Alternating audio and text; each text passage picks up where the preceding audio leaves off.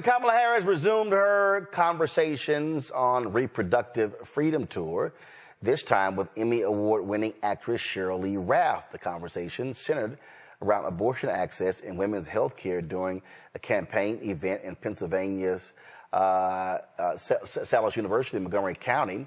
Ralph tells the story of how she almost lost her son 30 years ago. 2 children, son and a daughter, Etienne and Ivy.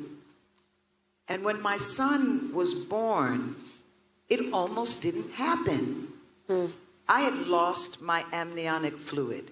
And most of us know in here, that's the fluid that surrounds the baby in the womb. I had lost it all. And I was about ready to have what they called a dry birth, which is complicated. My God, I haven't thought about this, which is complicated, and the survival of the child is, wow. So I was in a moment where I was so close to birth and death at the same time. And this doctor says to me, you have one chance right now for a viable delivery. I'm listening to this as I'm trying to deliver my child.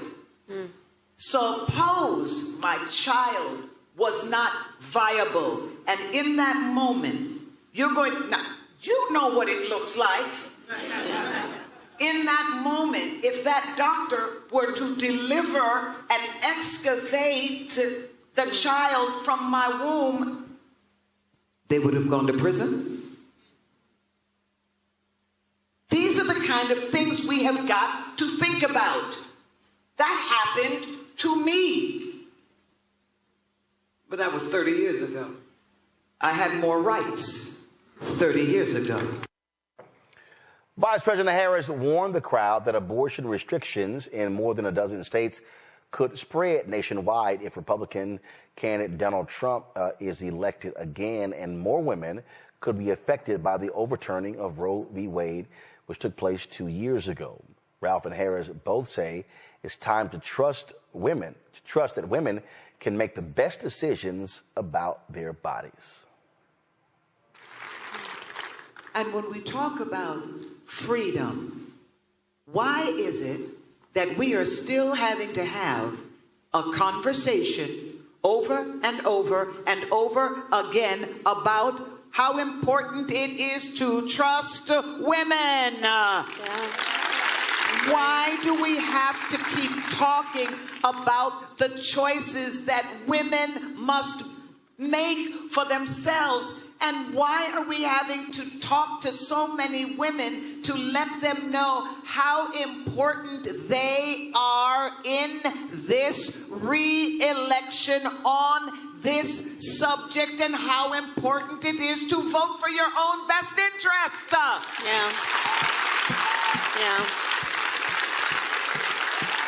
So here's what I would say. I often paraphrase, I think it's such a lovely, important saying from Coretta Scott King. And she famously said, the fight for civil rights, and you can insert there the fight for equality and freedom, must be fought and won with each generation. And when she said that, I think she had 2 points in mind. One is that it is the nature of these fights that whatever we gain will not be permanent. It's the nature of it. Therefore, the second point, we must be vigilant and not be overwhelmed when these moments happen, because the nature of it, the very nature of it, is we must be vigilant to hold on to these rights. You know, Kelly, when you look at these mainstream channels and these polls, and they talk about, oh my goodness, Vice President Harris is such a drag on the ticket. The reality is, I would counter that. I think if the Biden administration, the Biden campaign was smart, they would be putting her on the road a hell of a lot more. Not just, because she's having her economic empowerment tour. This is about reproductive rights. but they should be expanding what she's talking about. And the bottom line is, look, we know Biden is not doing as many events as possible. I would have her on the road multiple days a week. And what I would also be doing is I will be having rallies. I will be literally having her out there giving speeches, firing people up, talking to African Americans, talking to women, talking to young people. They should be using her more.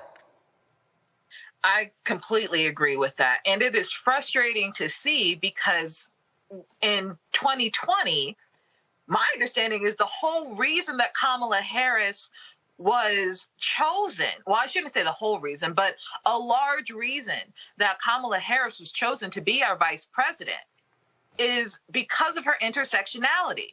She is Black. She is of South Asian descent. She is a woman. She is married. She has so many lanes that cross through her to the point where she is so identifiable with everybody. She has a place in everybody's mind because there is something about her that everybody can relate to. And it is frustrating to me as a comms person to see such a rare jewel in comms not be utilized as much as she could be.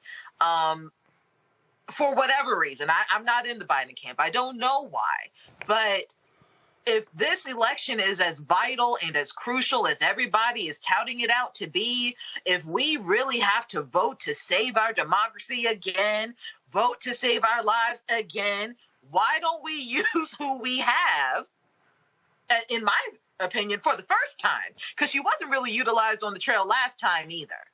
At least do it right this time so that we can have something to relate to, so that we can have something to fight for as opposed to simply vote against. Well, I mean, obviously, I think last time you had COVID. And so, I mean, I remember, my goodness, being on the campaign trail in 2020. And, you know, you're out there and we're having these outdoor rallies and things along those lines. But again, to me, I think when you see these conversations, when she's paired with a Sheryl Lee Ralph, when you have folks like that, to me, you do more of that, Matt. You make that more interesting. You make it more engaging, because it's about touching the people. It's about being where they are, and I would dare say. Look, I was there on Monday when she was in Detroit, and one of the things that they did, and I understand why they do it this way, but also I think it's a mistake. So, for instance, they had the main event, okay, which is the Charles Wright Museum. Then she did some interviews afterwards. Then she met with some pastoral leaders and community leaders. Well, media wasn't in there. Well, we should have been in there. The reason I know they want to have frank conversations, but they need to be able to show her engaging with community-based groups as well.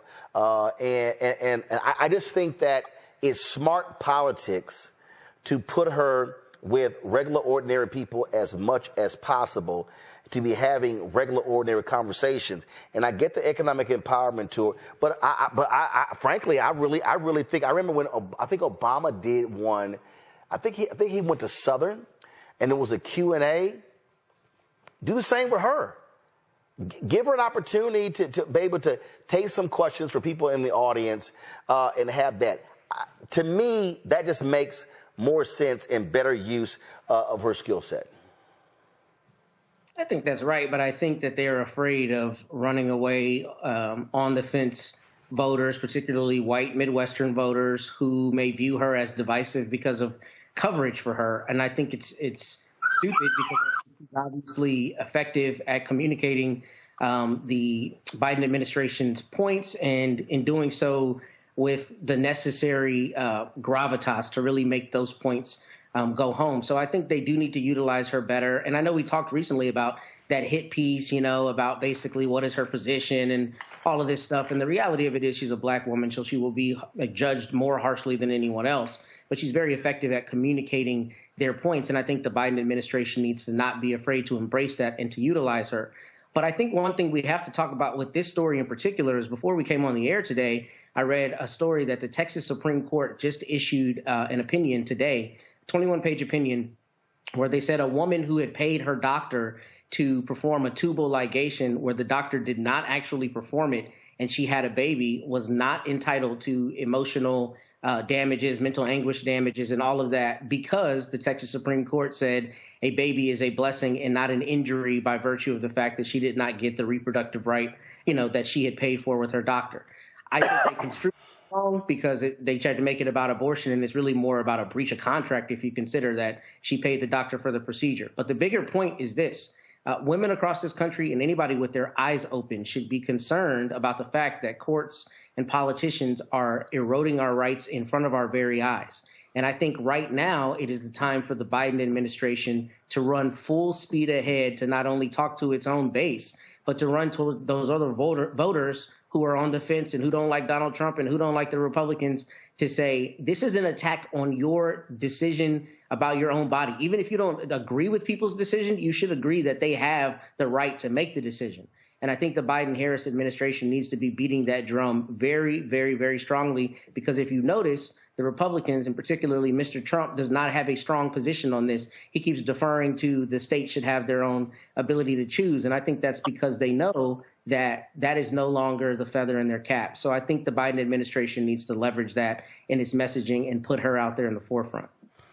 Well, look, Michael, I said last year, and I still say it, that part of this issue is being on what I call an education and enlightenment tour. That's one of the things that needs to be happening, and I'm glad to see these here again. I mean, this right here is, I remember we were in Jackson, Mississippi in 2020, and it was nothing but being in mass parking lots, and people were staying in cars, they couldn't get out. COVID was impacting all of that. And so it was just a totally different feel, if you will, in terms of campaigning than what we're seeing actually happen right now. But I absolutely think that she was in Detroit Monday. Detroit, right. Then, of course, in Pennsylvania today. Also, to taking advantage of the weekends. You have to have messengers. You have to have messengers who are talking about the message. And the message can't just be abortion. It can't be. And so I think, again, utilizing her, and what's interesting to me is I don't even understand why the campaign is not even using surrogates in a much more aggressive way. I'll be honest with you. I'm going to tell you straight up right now. I have not gotten a single email or a text message from the campaign saying, hey, we would like for somebody to come on. Mm-hmm. I haven't even, they have a director of African-American media. I saw the announcement when she got hired. I've never even heard from her. And I'm sitting here going, it's May. If they are trying to run the 2020 campaign, they're going to lose. You can't. We're living in the cycles have moved so fast that how you run has to totally change. And I'm just not quite. And I see when they have Mitch Landrieu, and I see when they have the press secretary, the deputy press secretary on CNN and on CBS and ABC. But I'm like, y'all better be sending out a hell of a lot more messengers on a more frequent basis, because this idea of, well, the summer doldrum, we could just, June, July, conventions in August, we could start up in September. You're shortening your runway. And when you shorten your runway, you're running out of days. Right now, they have to be hitting people to go, oh, they've done that, they're going to fight for this, and this is what they want to accomplish over the next 4 years. Then you got to convince those people they're not registered to register. Then you got to get those people who are registered to then vote. You can't go from just, hey, vote, vote, vote, if you're not even registered right now. Then you got to sit there and fight the temptation of the couch from folks who say, I don't think you've done enough. To me, that means using her in a much more effective way. Yeah, I agree with you on some of that there. What's happening, the economic empowerment tour is brilliant. I hope that continues. I saw it in it, part of it in Atlanta. I saw a lot of it here in Detroit. The women's reproductive rights, because this is even more than just abortion. It's dealing with women's reproductive rights. That campaign, those interactions with people like Sheryl Lee Ralph are extremely important as well. I think the Biden-Harris campaign has to understand you can't deal with the traditional timeline of a campaign. Okay, whereas the campaigns don't peak in May. We all know that. But I think because of so many people don't like either Biden or Trump, at least at this point. And then you have you have more interest in third-party candidates. You have to really drive home the fact now of what has been accomplished. This is something I've talked about a lot on this show, especially with, for instance, the $1.9 trillion American Rescue Plan, which saved the economy. And no Republicans in the House or the Senate voted for the bill. And the reason why it's so important to talk about what you accomplished is that bill passed in March 2021. Well, people just lump that in with what got accomplished with the two coronavirus bills, COVID-19 bills under Trump. They don't make a distinction. But it was Democrats that wrote the bill and Democrats only that voted for the bill. The other thing that has to happen is you have to call out Republican obstructionists. It was when we talk about the George Floyd Justice and Policing Act, all these George Floyd Justice Policing Act, but also the John Lewis Voting Rights Act especially. All these black people said they wanted this, right? The John Lewis Voting Rights Act. No Republicans in the House or the Senate voted for the John Lewis Voting Rights Act. But they want to blame Biden for not getting passed. No, focus on those Republican senators, because it did pass the House of Representatives. It was only Democrats that voted for it. Focus on those 50 Republican senators, especially the 16 Republican sitting senators that voted to reauthorize the 1965 Voting Rights Act in 2006, but all 50 voted against it in 2021. So it's putting all this together. And Quentin Fulks and others from the Biden-Harris campaign should definitely come on. Roland Martin Unfiltered. This is black-owned media. Don't run from black-owned media. But I think, yes, things are going to ramp up, but I think they should be in more aggressive right now, even though it's May. More aggressive right now. Don't wait till after Labor Day to really get aggressive. The runway shortens. That means you have fewer days. And so that's what they should be doing right now. So we'll see. But I'm like, y'all might want to get a move on it. Now, if you like this type of information, you can support the African History Network a few ways. Be sure to register for the online history classes that I teach on Saturdays. Ancient Kemet, the Moors, and the Ma'afa, understand the transatlantic slave trade, what they didn't teach you in school. Visit our website, AfricanHistoryNetwork.com, AfricanHistoryNetwork.com. We deal with thousands of years of history and what leads up to the transatlantic slave trade taking place. This is a 10-week class. We're doing more than 2 weeks this time around. Next classes are Saturday, May 4th, Saturday, May 11th, Saturday, May 18th, and Saturday, May 25th, 2024, 2 p.m. Eastern Standard Time. Click right here to register here for the class. The class is on sale $60, regularly $130. We do the sessions live. All the sessions are archived and recorded. You can go back and watch it any time. So a year from now, 2 years from now, you can still watch the entire course. We have the lesson plan here for the entire course also already laid out, so you can look at the content that we cover. We deal with 80 to 100 articles. And I put together this class. I've been teaching this class on and off since 2017. Okay. I've been studying history 34 years now, do lectures across the country, been hosting the African History Network show 14 years. But we look at, there's over 200 slides that I put together, 80 to 100 articles that we'll go through and look at. The 15 books that we reference. You don't have to buy any of these books to follow along in class. I'll show you excerpts of the books on the screen usually.